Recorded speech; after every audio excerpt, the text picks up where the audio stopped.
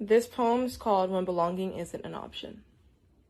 Where's the place you feel you belong the most? A writing prompt in English class, something I asked myself when I started writing this poem, a question adjacent to what do you want to be when you grow up, or where do you see yourself in 10 years? These questions have different answers for different people, obviously, but have you ever thought that some people couldn't answer your questions? What if where's the place you feel you belong the most doesn't have an answer? What if that place doesn't exist? What if belonging isn't an option? When I was younger, the replies would come easy. Where's the place you feel you belong the most? At 7, the answer would have been in my mom's arms. At 10, Hogwarts. 12, with my diverse group of friends. But when you begin to realize that the world is filled to the brim with buried black bodies and built on slave backs and bones that looked like your own, safety isn't an option. Belonging isn't an option. That question, where's the place you feel you belong the most, I don't have an answer. What do you do when the warmth of your mother's arms and embrace isn't so warm anymore, when hiding beneath the ink of fictional books and mystical worlds isn't so magical anymore, when your diverse group of friends aren't facing the same problems as you anymore? When their smiles turn to frowns, when you're suddenly too loud for them, too much for them, too black for them, when you aren't welcome anymore? When these places disappear, where do we go? When I'm not welcome anymore, when my blackness shows through my human, where do I go? Where's the place you feel you belong the most is a question I know not how to answer. When belonging isn't an option, when that place doesn't exist, when my blackness shows through my human, where do I go? Where's the place you feel you belong the most? We in here, yeah, we in here, 'cause we been here. We in here, yeah, we in here, 'cause we been here. We in here, yeah, we in here, 'cause we can't get rid of us now. We in here, yeah, we in here, 'cause we can't get rid of us now. We in here, yeah, we in here, 'cause we can't get rid of us now. And you know that we won't ever go, so you do what you want. We in here for life. That's it. Welcome back, and happy Monday. We are Black versus the Board of Education. My name is Miss Laureen, and I will be your hostess with the mostest as usual. But while we're getting started, we need to go through and get some introductions. So, Sammy, kick us off. Hi, my name is Samuel, and in fifth grade. I'm 11. I'm homeschooled. I have an afro. Boy, okay. Miss Anaya. Hey everyone, my name is Anaya and I'm currently junior in high school. And just like Sam said, I got braids in my hair. So, yeah, if you want to talk about her hair, you know. Okay, Anaya. Miss Jada. Hi everyone, I'm Jada. I'm a homeschool junior and I'm glad to be back. And if anybody wants to know, I have locks. So, woo. Okay. And so before I go to Melissa, who just did our opening poem, snaps up for Melissa. Go ahead and introduce yourself, my lady. Hi everyone, my name is Melissa and I am a 15-year-old sophomore in the Southern California area. And if we're talking about hair, I braided my own hair. Yeah. And I got on a wig. Okay, so now we all know what everybody's doing. Okay, great. All right, awesome. So we're talking about when belonging isn't an option. We have a few stories that we need to go through and make sure that we get some eyes on. As usual, ladies and gents, I expect nothing more than just your opinions and your own smoke the way that you like to bring it. So without further ado, let's go to our first story because we don't want to run out of time. Check this out. The video on your screen right now was taken from a surveillance camera inside the cafeteria at Palm Elementary School in Lorain, Ohio. The school district blurred the faces of all the students involved. The 9-year-old girl told the principal she did not like the waffles she had and she threw them away. According to a federal lawsuit filed by the family, a cafeteria staff member pulled the waffles from the trash and forced the girl to return to her table and finish them. At the time, Lorain schools promised to conduct an investigation and condemn the actions. An attorney for the family gave a more detailed account of what the video showed. We see in the video on this monitor the name's defendant go ahead and grab the waffle out of the garbage, and she appears to instruct the student to go get a paper towel, go back to her seat. She places the waffle at the table, and then for a matter of minutes is talking with her, instructing her, as we know from the victim standpoint, that she needs to eat this waffle that was in the garbage. And the monitor goes as far as to sit right next to her, as is alleged in the complaint, and intimidate her into doing so.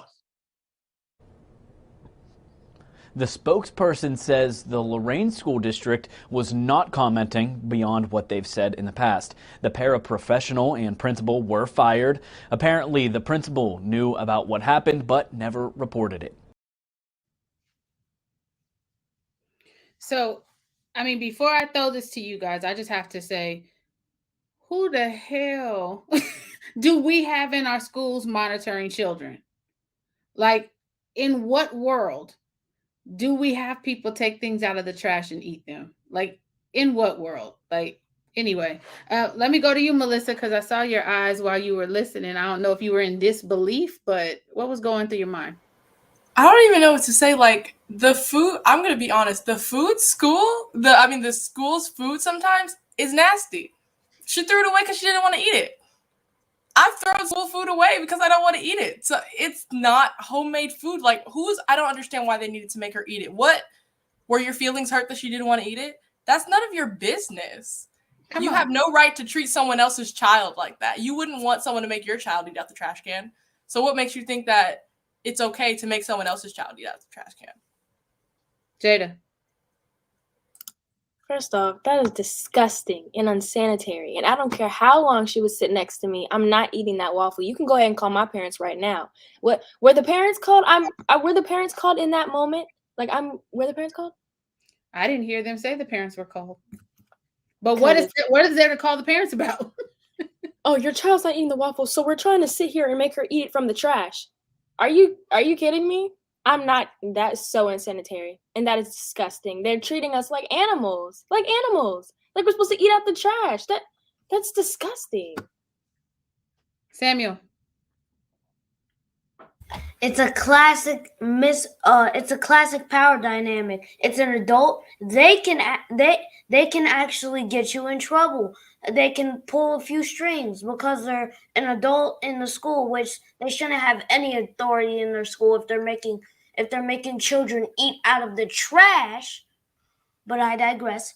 So the child is basically intimidated and forced to, because she's like, I'm going to get in trouble if I don't do this. She's going to get me in trouble.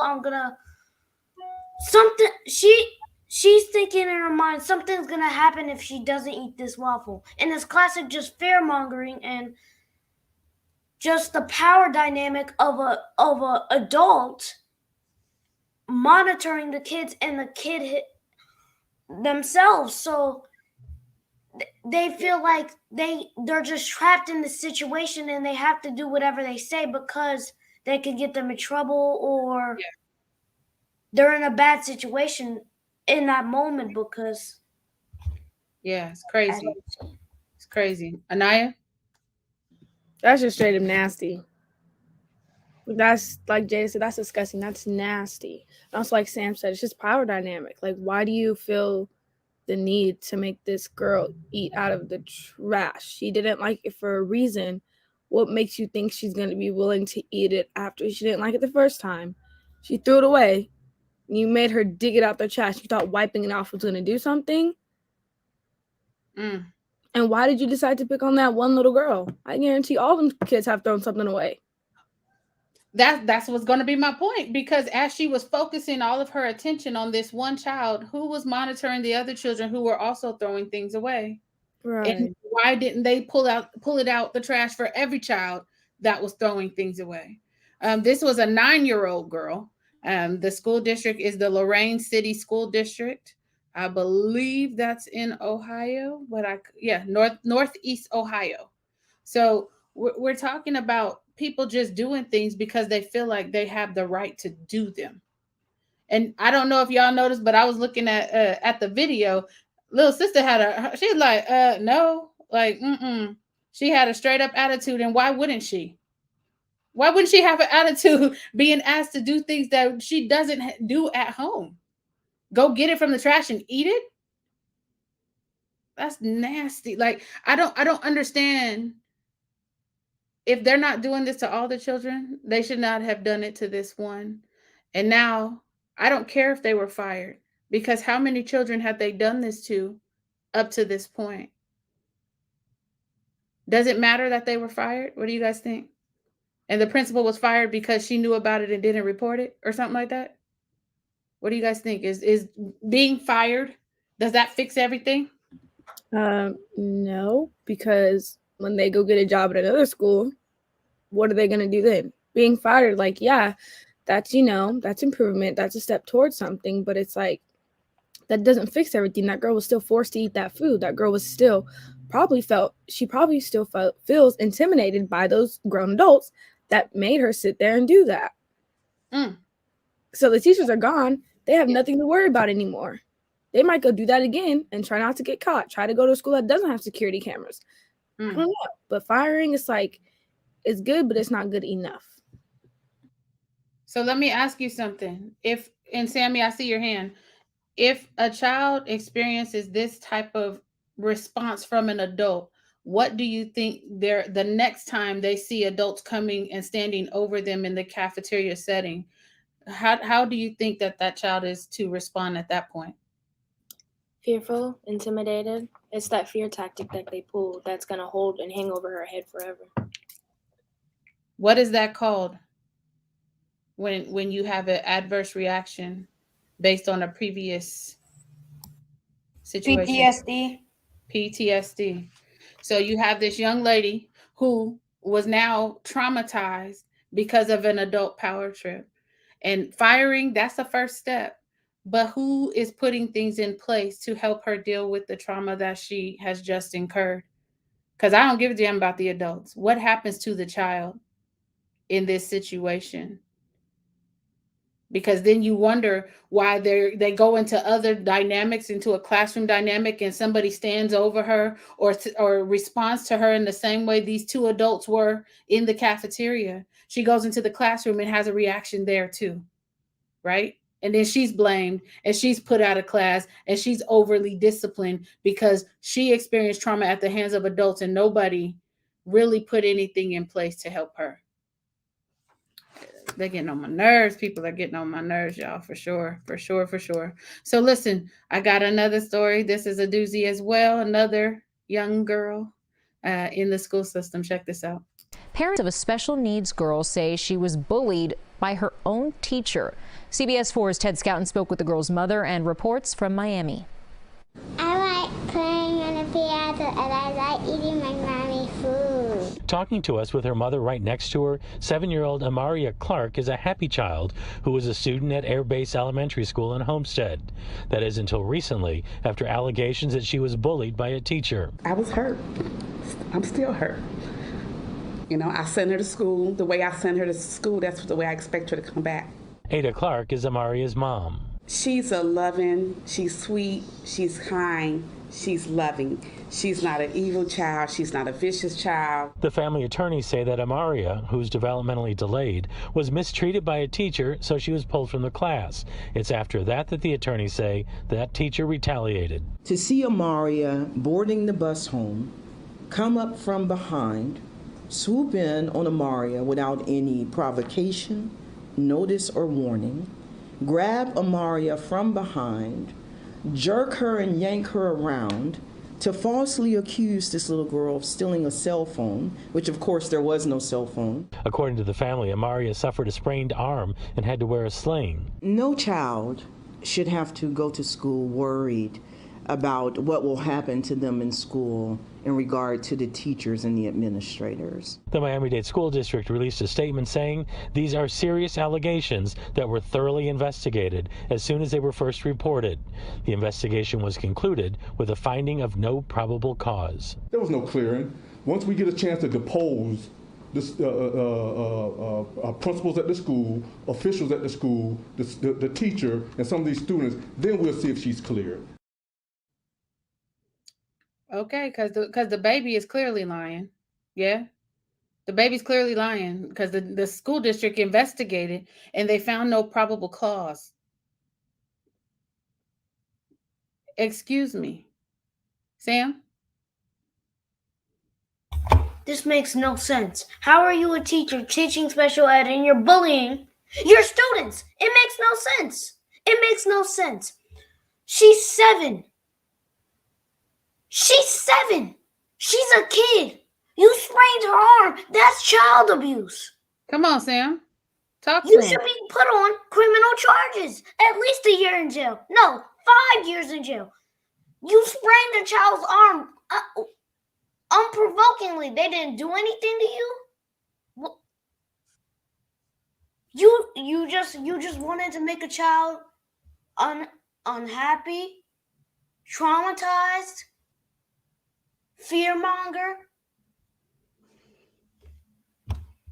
Makes no sense. I don't care if the child is 7 or 17. If they're in your care and you are a teacher, you are supposed to protect them. My child would not come home with a sprained wrist, a broken wrist. I send her to school and she needs to come back just like that. I don't understand. And then even going back to the other story, like we get in trouble for having attitudes. We get expelled, suspended, written up because adults feel however they feel towards Black students. But you treat us like this, make us eat out the trash can, bully us, physically hurt us, and you expect us and our parents not to retaliate? I don't understand. Jada, both you and Anaya had your mouths wide open at various points in this video. Share with us what's going on. I'm upset. Like, I get the mom is crying, but I wouldn't be crying. I would be so mad. I send my daughter to school and she comes back with a sprained wrist. To hear that it was from an adult, my first reaction would get physical. I'm sorry, but that would be my first reaction, because I'm not sending my child to school for her to come back with a sprained wrist because you think she stole a cell phone.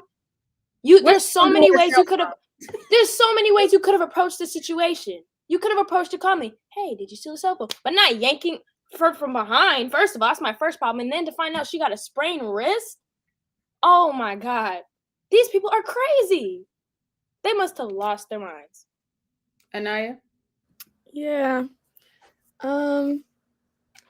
It's just very shocking because who thinks like that? Like, I know in the video, correct me if I'm wrong, they said that the 7-year-old girl was developmentally delayed, correct? Correct. I'm pretty sure she knows her name. You could have said, excuse me, so-and-so. Not like that. Excuse me, so-and-so. Someone lost their phone. Da, da, da. These kids are also pretty sure in elementary school. Why are they bringing phones to school? But that's just me. That's just me. Did any other kid get questioned about the cell phone? That's the $1 million question. That's the $1 million. Why'd you yank her around? I used to play fight with my siblings. We never got hurt like that. We were never sent to the hospital. So if I'm play fighting with my older brothers and I've never gotten hurt, how did you end up hurting that 7-year-old girl so bad, yanking her so bad that she ended up having a sprained arm? Yeah, well, let's talk about it because let me blow this up just a little. It's gonna take it off. Let me see. So is it gonna let me? All right, let's do this. So it says witnesses, including the little girl's older brother, saw the teacher pull the little Black girl down the bus steps and publicly accuse her of stealing a cell phone. But they investigated, right, and found no probable cause. Okay. The victim's mother says she was made aware of the incident after the children came home. Who was supposed to call the parents? Who was supposed to call them? Let's see. When my child gets off the bus, the other children were all around me telling me what happened. It didn't make sense, but by the time I got to Amaria, her arms told it all.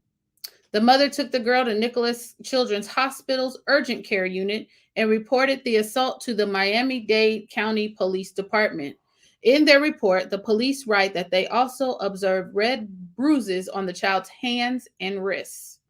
Once the doctor came back and had to wrap her little wrist, I just broke. She went from doing cartwheels up and down to now having to rest her hand on a pillow because it hurts. The family claims that Amaria suffered a sprained arm as a result of this assault and is now in a sling. But you did your investigation and you found no probable cause. But the child is clearly injured. And that, to me, continues to show that school districts protect. They protect their teachers, even if they're wrong. Now, the one thing Mama did that I wholeheartedly applaud is she got baby girl up out of that school. But we have to stop sending y'all into environments that are going to treat you like this. Every so often we get complaints here. Every time y'all done stole some earbuds, allegedly. Y'all done stole cell phones. Y'all have, you guys are doing all this thing. Nobody ever has to produce any evidence that you did it, but you did it. And I'm confused. I'm not confused, but I'll say I'm confused for lack of a better word in this moment. At what point is enough enough? And that is not an indictment of all teachers. I know some pretty good teachers. I know some fabulous teachers. My mother was a teacher.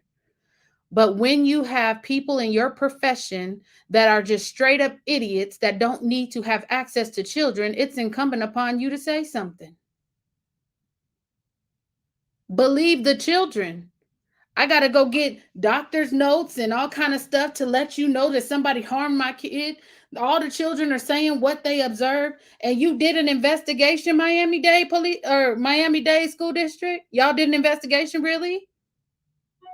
Because I think she had what did it say, 45 years of experience and no discipline reports. What? That just means she wasn't caught. Or y'all didn't hold her accountable when she did this before. At what point is enough enough? So kudos to mom for getting her baby up out of there. This type of stuff, y'all. I wish we had this like little emoji like on our screen that the temperature is rising, because I'm hot. I'm hot right now. I'm hot because she's 7. She can't defend herself. What you saying to me, Melissa? No, I'm agreeing with you. Like, she's 7, she can't defend herself. My little sister, when she was about her age, broke her wrist. Do you know how much force you have to use on a child to hurt them like that? My sister broke her wrist riding a hoverboard and she fell off and hit the cement. You know how much force an adult would have to use on a child to sprain her wrist like that? We saw the picture. You know how much force they would have to use to harm her like that? That's unacceptable. She needs to be out of a job forever. She does not need to be around children ever again, because if it was that one child, how many more went through something like that? Fact. And how many parents don't know about it or found out about it later, like this mom? They notified her after school. It needed to be notified as soon as it happened. She had to hear it from other kids first, kids getting off the school bus and going to her and telling her what had happened to her child. But I'm leaving my child in your care and you don't let me know what happens when I'm at school? Where's the incident report? Exactly. Where's the phone call home? What are their policies that dictate if something happens to my child on your campus that you are to notify me immediately? And we see this in all these cases, that no person at the school, not the principal, assistant principal, any of the teachers, nobody alerts the parent as soon as it happens. It's after school, maybe a day later, maybe a few hours later. It's never exactly when it happens, and it's purposeful. Because they're trying to like form an excuse while they're trying to figure out how to explain it to the mother. Or parent, I should say, just parent in general. Yeah. What would have been an okay excuse, guys? Nothing. This should have never happened in the first place. Nothing. Was she fired? I'm curious. No, they said there was no probable cause. Y'all read the statement. What y'all think we was just The school district released a statement saying the teacher did nothing wrong. These are serious allegations that were thoroughly investigated as soon as they were first reported. The investigation was concluded with a finding of no probable cause. You committed child abuse in an elementary school? Who cares? Come back, please. No probable cause, y'all. If that happened in a home structure, the child would have been removed from the home and the parents would have been arrested. I'm confused on why nothing was wrong, but my child has a sprained wrist from you. And I feel like in situations that are not in the home where a child is hurt, need to be taken even more seriously because that is in someone else's care. That is not your child. You are being put in charge of this child. You're being trusted with someone else's child. And they come back home with the sprained wrist and you weren't notified. Like Sam said, they never notify parents until afterwards, unless they're trying to make it seem like it's our fault. If it would have just been the stolen phone, they would have called the parent and said, your child stole this phone. But because something happened to her and it was the school's fault, they didn't want to be found out. But if it would have been the child's fault, or in their eyes, just the child's fault, if it would have just been the stolen phone, or like Miss Lorraine said, stolen earbuds or whatever, whenever they want to make it seem like it's our fault, they'll go and tell everybody. But when we need to be protected, they don't care. And she was real bold to do this in a public setting, which means that this has probably happened before, but no kid was sent home injured, which is why that stuff was allowed to pass, which is why she felt like she could do it again. And now that you have evidence of the repercussions of your actions, still nothing? And probable cause, and I'm sorry, I'm listening to y'all. I wasn't really looking at you, but I looked up the definition of probable cause, and it says sufficient reason based upon known facts to believe a crime has been committed or that certain property is connected with the crime. So did you see probable cause in the news story? Yes. She committed child abuse. It's so crazy. But the sprained wrist is evidence enough. She came home with a sprained wrist, but did not leave to go to school with a sprained wrist. That needs to be evidence enough. And I know y'all are sick of hearing stories like this, but the kids that are experiencing them are sick of experiencing them. I'm sick of doing stories like this, honestly, but they keep happening. So we have to inform you all that, for all those people, open up the schools 5 days a week, no restrictions. And I was saying Black children were having a hard time before the pandemic. And then we went back into school, business as usual, where we've given license to these people to continue the things that they had already done. And our children are bearing the brunt of it. So as long as they're happening, sorry, we got to show them, because I want to get to the point where we have nothing but positive stories, to be perfectly honest with you all. But that's not the world that we're living in, unfortunately. And I don't want to talk about them, but we have to. Personally, I believe the school should be shut down, because how many injured children is it going to take for them to finally take action? Because that's ridiculous. I think all them children should be pulled out of that school. As soon as they heard, oh, you injured that child and you're still here? Yeah, I'm going to go ahead and take my kid too. Because it's not going to happen to my kid. It's not going to happen to my kid. How about failure to protect? That's what they do with parents. If you knowingly subject your kid to certain things. I know you're not mad at us. I know. We all pissed at the school districts. Absolutely. Because got a bunch of boneheads running school districts. You did an investigation. Who did the investigation? What are your qualifications? You're not good at your job. You need to be replaced. The teacher probably did her own investigation. She's like, I didn't do that. What y'all talking about? I don't even know that girl. Right. And she wasn't in her class anymore. If you heard the story, she was moved out of that class. And in retaliation, she came up and got this kid. We're leaving our babies to the slaughter. And I just can't rock with it, y'all. I just cannot. I cannot rock with it, because we're having more and more traumatized young people that we have to really kind of insulate and build back up. when nobody else is dealing with this stuff? No other kid group in the school district is dealing with this stuff. We have to be honest about that. Woo! But take a breather, because I got who's talking? Who was that? That was me. She was also a special ed teacher, right? Or she was a special ed teacher? Yeah. Can we talk about how you have to go through different training, special training, to be able to protect these kids, and you're treating her like that? You have to go through different training allegedly.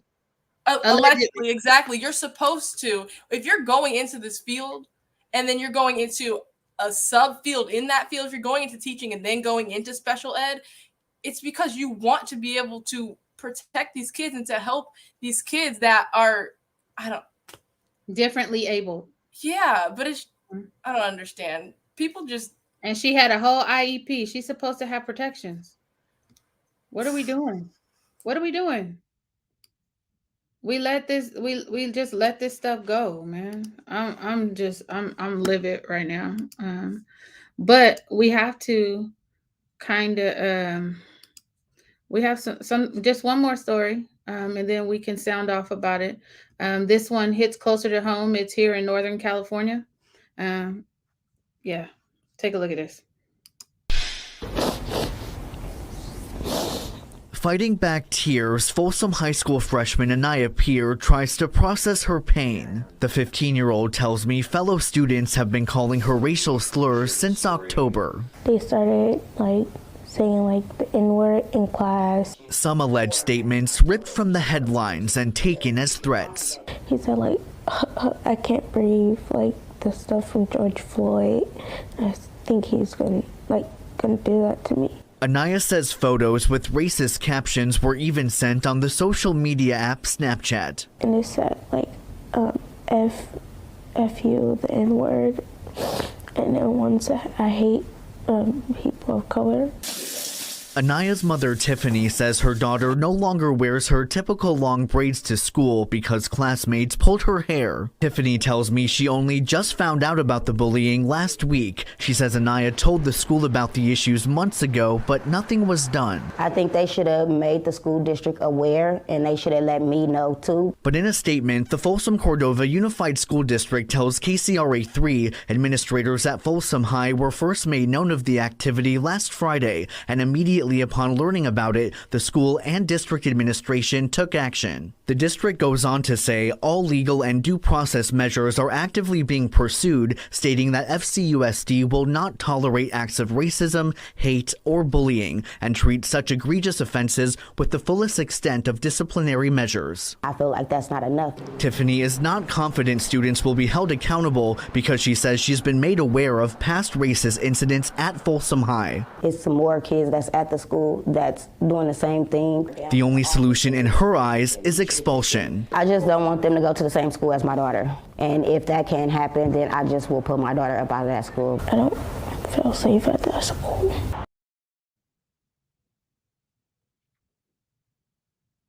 Okay. Samuel? What is that? Months? And she was told last week? And then you lie when she told you that this was happening. Oh, it just happened last Friday. No, it didn't. She did not tell you last Friday. She told you probably in October when it started happening.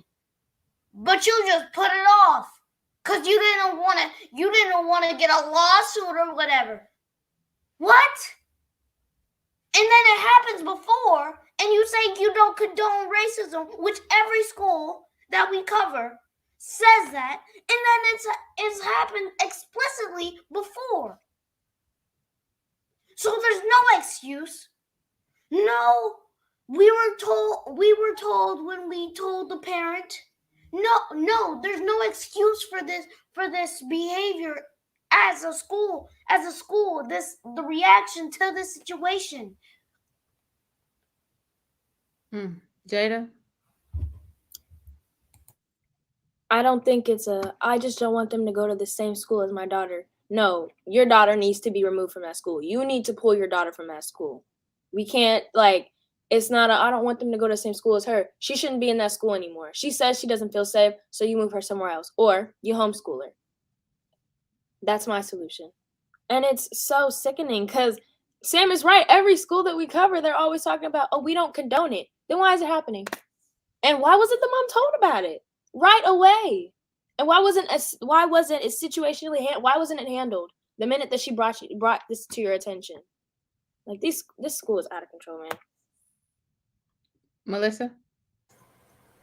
I'm so angry because it's like the mother wasn't notified, and we always see this. In the last story, the mother wasn't notified until the end of the day. This mom wasn't notified until months later. This is perfect evidence that these schools don't care about us as students. I'm so angry because it's like she shouldn't have to go through this, and you can see how hurt she is. She says she doesn't feel safe at this school. The administration, the principal, these people should care that she doesn't feel safe here, and you need to do something to change that. If one student in your district, in your school doesn't feel safe, that means you're doing something wrong. Anaya? My thing is, I know the school's lying about, oh, we didn't know about it until the 21st of January. If people were saying this stuff to her in class, I guarantee you the teachers heard it. I guarantee you it got around. Oh, you heard that? Okay. Yeah. I guarantee. Teachers know how social media works. Teachers know how things work. Teachers aren't stupid. So it's the teachers also just being quiet. Oh, I'm not going to say anything. I don't want to get in trouble. The teachers knew. They heard. It's like, that's just... But I also wonder, like, did she tell her mom? Or did like... That's a part that's missing for me. Like, did she tell her mom, or did her mom just like straight up find out from the school? And if it's been happening since October, was the school trying to cover it up? Well, obviously, but it's just like there's so many like missing pieces. Like it doesn't make sense. And I agree with what Jada said. Like I also agree with the mom. Like, yeah, obviously the kids need to be expelled, suspended, something at least. But then also she needs to be pulled out of that school. Because if the school took October, November, December, January, 4 months to even address it, that's a problem within the school as well as the kids. And it shows how it really affected her self-esteem as well. She took out her braids. First of all, they're pulling her hair. The physical contact, that should automatically require disciplinary action. You don't put your hands on other students. They're quick to expel students for getting into a fight. Like, it's like, let's just like think about these things. Like, I agree 100%. But I want to show y'all something because the principal did send out a video. And I don't know if I was more angry or what, but y'all be the judge. Here you go. Good evening, everybody. This is Mr. Caden Head. It is Friday, January 28th, and I want to take time this Friday to talk a little bit about some of the recent events that have come to our attention this week and that a lot of us are reflecting on. I know our students are aware of and talking about as well. If you're not aware, it was brought to our attention last Friday that we have students who are victims of bullying and harassment, much of which was a racial nature.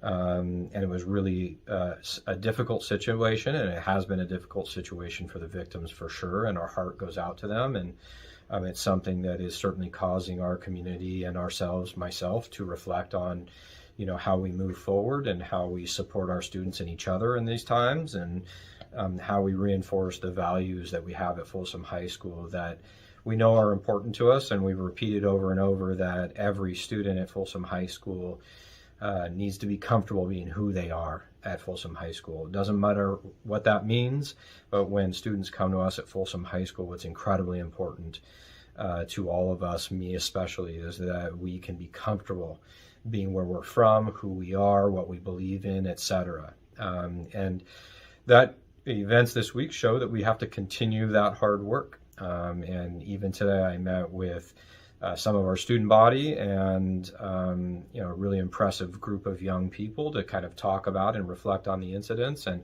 members of our Culture and Diversity Student Council, and talking about how we continue moving forward, and again ensuring that we continue to build structures that enforce or foster strong relationships between students and adults and students and other students, so that everybody, again, is comfortable sharing when something doesn't feel right. So I also think it's really important that we all are diligent in those moments when something doesn't sound right, doesn't feel right, that even if we're reticent sometimes to speak out for ourselves, that we look out for each other at all times. And so we're going to continue in doing that hard work and having hard conversations and reflecting on the things that we do, and keep moving forward. And we're incredibly proud of our student body at Folsom High School, incredibly proud of you guys, even if things do happen once in a while that are really, really difficult that we have to respond to. We think Folsom High is a great place to be, and will continue getting better in the future as we all kind of recommit to that work and looking out for each other. So just wanted to make sure that we share that. And as always, it's Friday, so read a good book without pictures, have a passion for something positive, tell your family you love them this weekend. Let's look out for each other. And our key word is balance. Take care, guys. What? It was so ingenuine, it was crazy. It was so ingenuine, it was crazy. Like, if you cared, you would have told the mother when the student told you. If you really cared that much, you would have told the mother when the student told you. And how are you proud of your students when they just basically committed a hate crime? This is racial harassment and assault. That's a hate crime. That is literally the definition of a hate crime. How are you proud of your student body when this has happened before? And probably is going to happen after, because they're not taking proper disciplinary actions, proper anything in this situation. Why did he say victims, like plural? Why is there plural in the word victims? Are there multiple people going through this? I'm confused, because he's like, oh yeah, the recent incident and the victims. I've only heard one story. Are there more that y'all are aware about that we're not aware about? So this is a continual thing. Interesting. And so obviously this video was intended for the families of students at Folsom High School. Shout out to the person who sent it to me. We weren't supposed to have this video because we're on the outside, right? The other thing is, not only was it disingenuous, Samuel, it was downright tone deaf. It lacked any type of compassion, any type of feeling for the seriousness of the incident and the child that was targeted. Child, not children. Student, not students.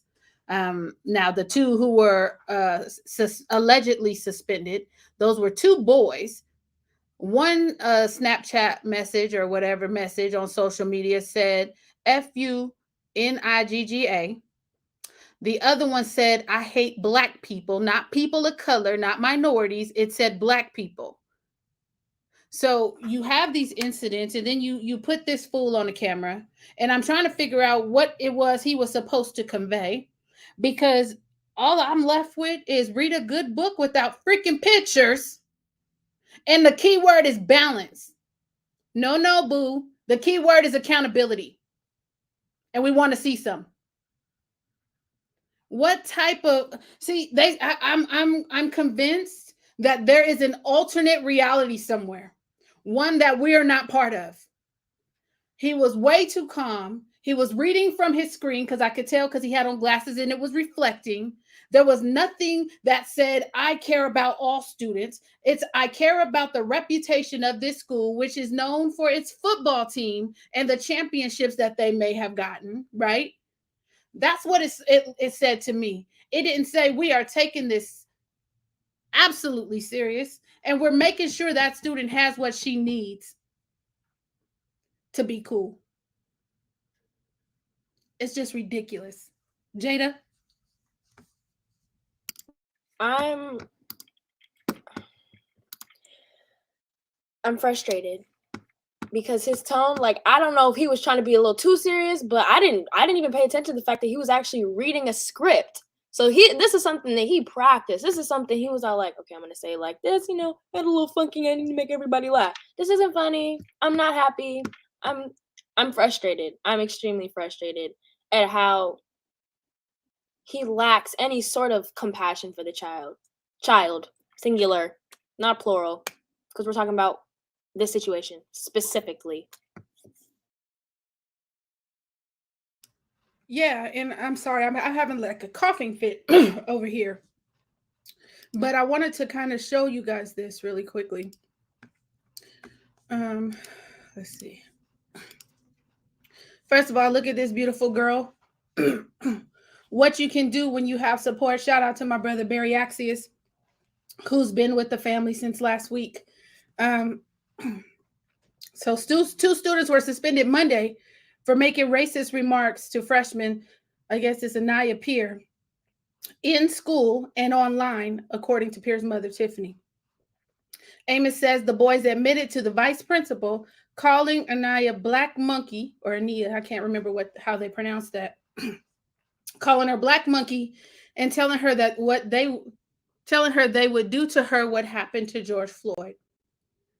Now, George Floyd was murdered. Is that a terroristic threat? That's a death threat. Yes. That's a death threat, yeah. Yes. Again, hate crime.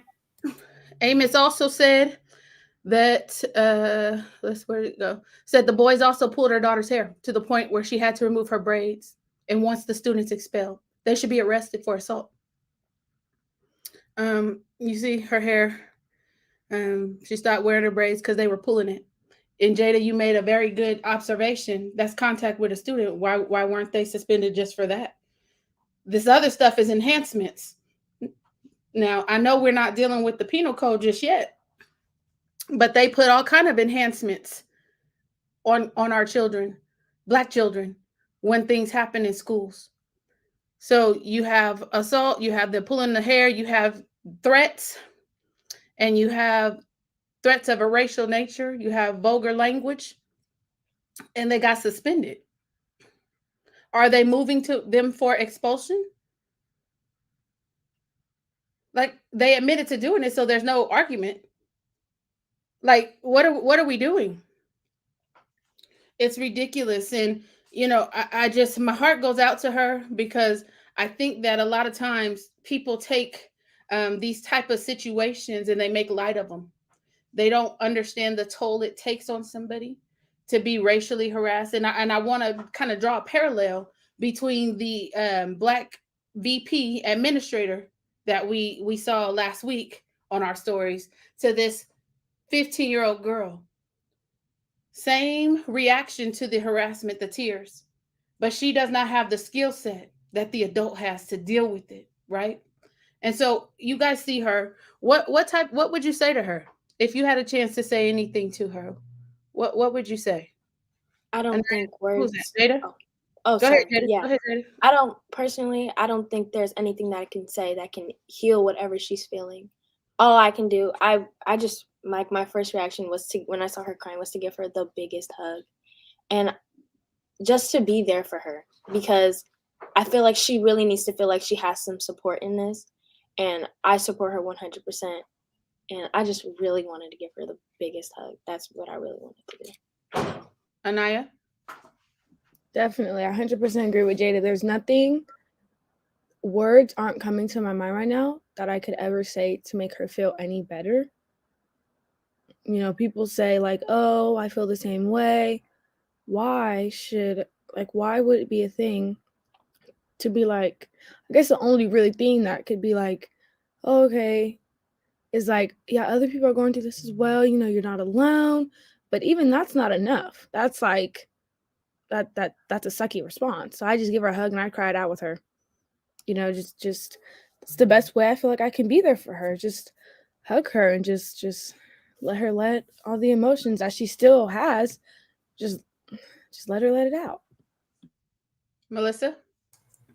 Yeah, I agree with both of you. I don't even know what you can say. I'm sorry on behalf of all of the adults and people who let you down, who should be there to protect you, but even that can't take back what happened. Yeah. I guess I would say I'm sorry on behalf of everyone who should have been there for you and wasn't, and be there for her as the best way I could. Samuel?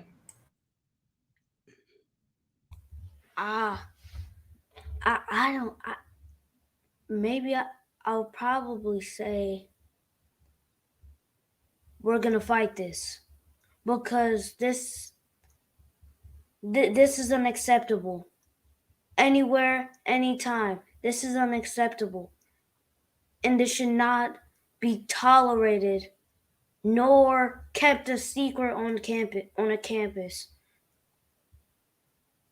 Yeah. Yeah, and I think I would echo y'all sentiments. You guys know that I'm big on hugs around here. It's so much, that you guys go through that we expect you to just get over, because they like to kind of refer to you as resilient. And I don't believe that children should have to survive their childhood, nor should only one group of children be taught resilience. I think that that's an unfair expectation. But honestly, my comments are reserved for the idiot who released the video, and his excuses. Him talking about the values. What are your values on your campus, sir? What values? What values are you speaking of that you are so proud of? Because any child that is crying, saying what's happening on campus, does not deserve to hear you're proud of your student body. Unacceptable. Comfortable with who they are. This is not a thing where we can choose what type of lifestyle we live or how we want to identify. This is us in our skin, period. Those are not the same. Those are not the same. Comfortable with being Black? Really? That to me says that he's comfortable in his privilege and in his whiteness. That's absolutely unacceptable.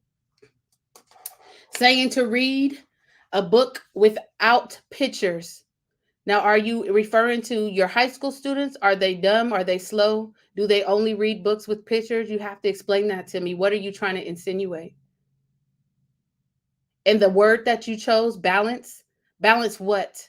Balance your racism? What are we talking about? I'm very, very confused. I'm confused at why this video went out and why he didn't wait. And then let me go back, because he said that he met with his student body. Was this child there? The child that was affected, was she part of those discussions? How can you have a meeting on campus about her issue without her in the room or on the phone or on Zoom? Like, come on now. Like, at some point, we have to expect more from the systems that we're putting our children in, or we're going to have to remove them. And I'm a proponent for removing people. I don't think that you should be subjected to this type of treatment ever, ever, ever. And I will not make excuses for it. And I think that the best thing for this young lady is she be pulled from that school. Because I fear, because of the reputation that I know Folsom to have, I fear that she would face retaliation should she go back on that campus for reporting this type of stuff. That's just my fear. And I have a little cousin that goes to that campus too. And luckily for them, she said nothing like this ever happened to her. But at some point, shouldn't we expect more from the places that you guys are going to get an education from? Anaya, what do you think? Definitely. We should expect more. And to go off what you were saying, Miss Lorraine, is that during the video, he was like, we're so proud of all our students. We accept them for who they are, what they believe in. So you're accepting the racist children? It's okay to believe in what they believe in? Like, obviously he didn't proofread his script and think about what he was actually saying before he read it on the video. Yeah. And I said he needs to be more specific, because what children were affected? What children were harmed? Right. He said there was an incident with some children. Da, da, da. What children? Which ones, huh? Be specific. Right. What are you talking about? His entire script it was less of, oh, these are the steps we're gonna take to prevent this from ever happening again. It was more like, our school, it's great. This is just like this one incident. Our school's great. We have great students. We accept everybody for who they are. Woo! That's not helping me at all. And that that's doesn't not tell her me how you're gonna experience. solve it. Right. That's not gonna help us solve a situation. You buttering up your school is not gonna help the situation at all. So real quick, what should he have done? What should he have done? Sammy? Actually had concrete action on these students and probably set a regimen to get help for Black students that have been racially harassed and assaulted on campus. And this shows that students are comfortable with this behavior and they admit it with no shame because they know that they're not going to get in trouble for it. These students only got suspended for months of racial harassment and assault. That shouldn't just be a suspension. That should be a criminal offense. This is not just like, come on now. I should expect better, but I don't, because these schools keep constantly doing this and they don't really care. And there's no action behind these schools doing this because these schools just keep on rolling, keep on moving. They have no actions to the boilerplate language. They got the same script, don't they? They say the same things when this stuff happens. Come on, Jada, what you saying?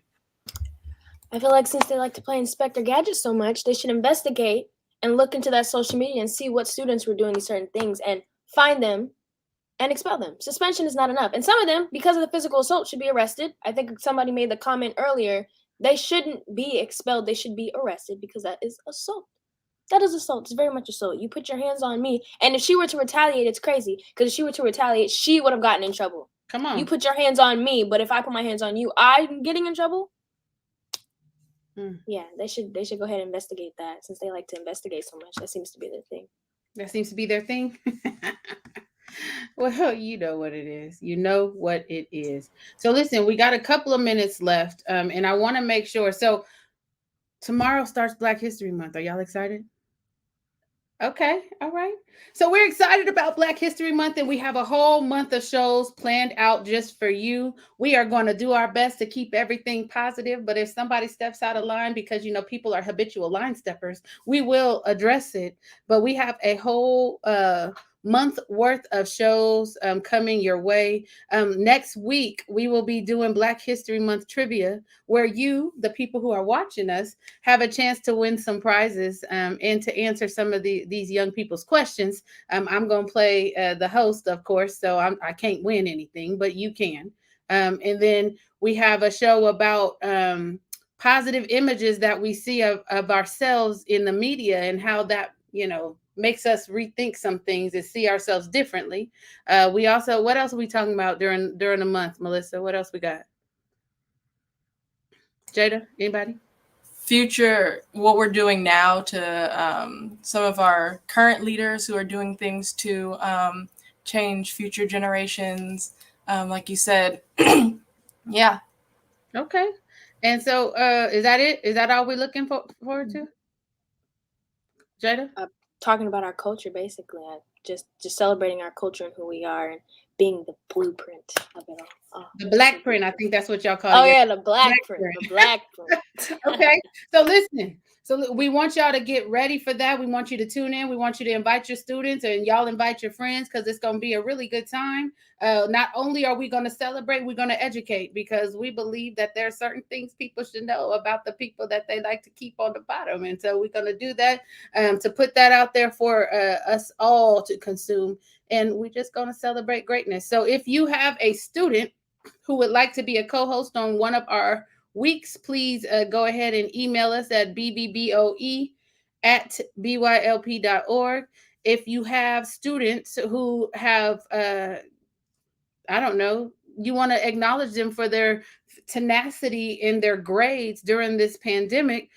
We are building our own honor roll here at Black Youth Leadership Project. So if you have students and you want to just show them off and shout them out, make sure you can either DM us, you can email us at BVBOE.org, or you can get us on our IG or our Facebook pages. We just want to make sure that we love on our kids and we set the precedent for how we're going to do Black History Month moving forward. So with that, we're going to hit y'all with the wave. We will see you next week for Black History Month trivia, for prizes and games with our cast. And yeah, we're hitting you with the wave. We'll see you next week right here on Facebook and YouTube, 4 o'clock PST. We are Black versus the Board of Education.